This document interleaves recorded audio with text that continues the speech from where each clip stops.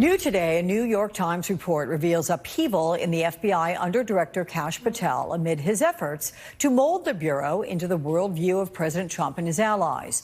The article says agents have been forced out, others demoted with no explanation, diminishing decades of national security experience. The Times also reports Patel is freely using polygraph tests to hunt down sources of news leaks and promises to relaunch investigations into some of Trump's political adversaries.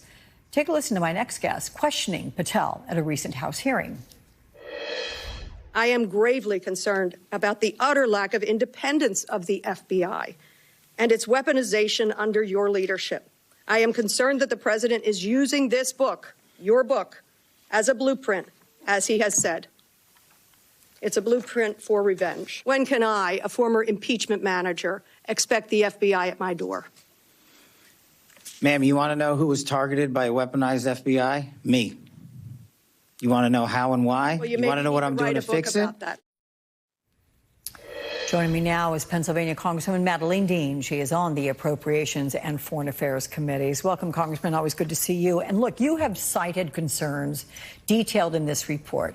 Rank and file are describing a culture of fear and uncertainty. They're wondering if they're going to be ousted over ties either to the previous administration or for having worked on an investigation now seen as unfavorable to Trump. But increasing polygraph tests on employees and agents to go after leaks? What's your reaction? Well, I'm gravely disappointed that Kash Patel is running the FBI. I'm gravely disappointed that he was Senate confirmed. And that's why I asked some of the questions I did when he was in front of us for the Appropriations Committee. After all, the mission of the FBI is to keep the American people safe and to abide by the Constitution. This man is wholly unqualified to run the FBI, and this recent reporting shows it. I did point out that what seems to have qualified him for this president, for this would-be emperor, is that he wrote the book, Government Gangsters. In it, he has all kinds of names of people that Donald Trump would like to seek revenge on. And he also wrote a children's book. I don't know if anybody saw it, but it's called The Plot Against the King. How cute, how pathetic, that to gain favor with this would-be king, Kash Patel writes these books and goes on podcasts and just attracts the far right. Conspiracy theories and all. What this reporting shows is what worries me a lot.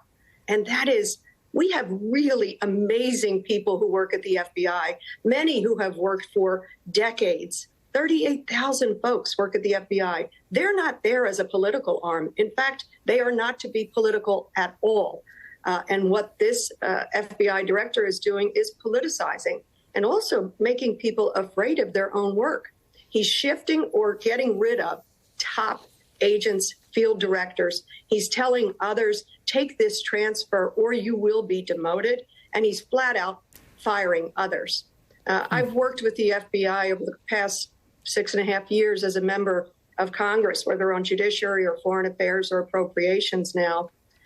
They are some of the most dedicated public servants. They're not political animals. Yeah. And this use of polygraphs against them is really concerning. Patel said that the agency is going to revisit past investigations, including the 2022 leak of a draft Supreme Court opinion on abortion, cocaine that was found 2 years ago at the White House. He said that he's going to soon announce a definitive answer as to whether there were FBI sources present at the January 6th insurrection, despite the DOJ saying there were 3 FBI confidential sources there that day. Why reopen these probes? What do you think he's going to find? Well, and he's reopening a couple of probes that were not within his jurisdiction at all. The leak of the Dobbs decision, for example, that was investigated by the proper authorities within the Supreme Court. What he's looking at, the cocaine in the White House during the last administration found, I don't know why he's going after these, except we do know that his principle, that Donald Trump is hell-bent on revenge, on smearing other people. I don't understand it, Alex. I really want to tell you that. I do not understand it. I thought when this president was sworn in for a second term, he would say, okay, I won this time, and I'm going to try to do my very best for the American people. We have seen nothing to show evidence of that. He's interested only in revenge. He's interested only in protecting and gaining for himself and his family. And you know what really worries me is what we're not talking about. We're not talking about this president leading in peace in the Middle East, getting the hostages home, and getting aid into starving Gaza. We are not talking about peace in Ukraine and saving lives there, the thing he was going to answer and complete on day one. We are not talking about the people dying every single day as a result of the shuttering of USAID.